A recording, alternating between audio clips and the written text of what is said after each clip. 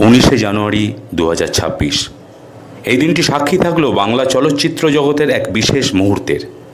ছন্দমের নিবেদনে রঞ্জনা রায় প্রযোজিত, নারায়ণ রায় পরিচালিত ও অভিনীত নতুন বাংলা চলচ্চিত্র ক্রিমিনাল নেভার বর্ন এর পোস্টার এবং ট্রেলার লঞ্চ হয়ে গেল কলকাতারই 1/2 স্টুডিওয় এক অনাড়ম্বর অথচ গর্বের অনুষ্ঠানের মাধ্যমে।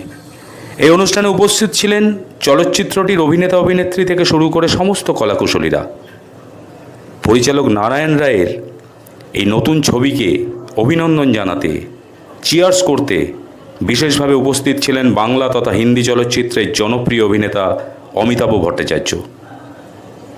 শিল্প ও সংস্কৃতির এই সন্ধ্যাকে আরও সুরেলা করে তুলেছিলেন রবীন্দ্রভারতী বিশ্ববিদ্যালয়ের অধ্যাপক পণ্ডিত প্রবীর ব্যানার্জি মহাশয়। অনুষ্ঠানে বক্তব্য রাখতে গিয়ে পরিচালক নারায়ণ রায় জানান, এই চলচ্চিত্রের মাধ্যমে দর্শকদের সামনে তুলে ধরা হবে এক ভিন্নধর্মী গল্প।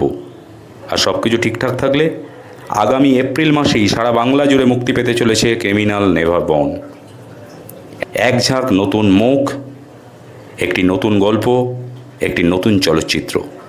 আর বাংলা সিনেমার দর্শকদের জন্য রইল আরও এক নতুন অপেক্ষা। আগামী এপ্রিল মাসেই আসছে নারায়ণ রায় পরিচালিত বাংলা ছবি ক্রিমিনাল নেভার বর্ন।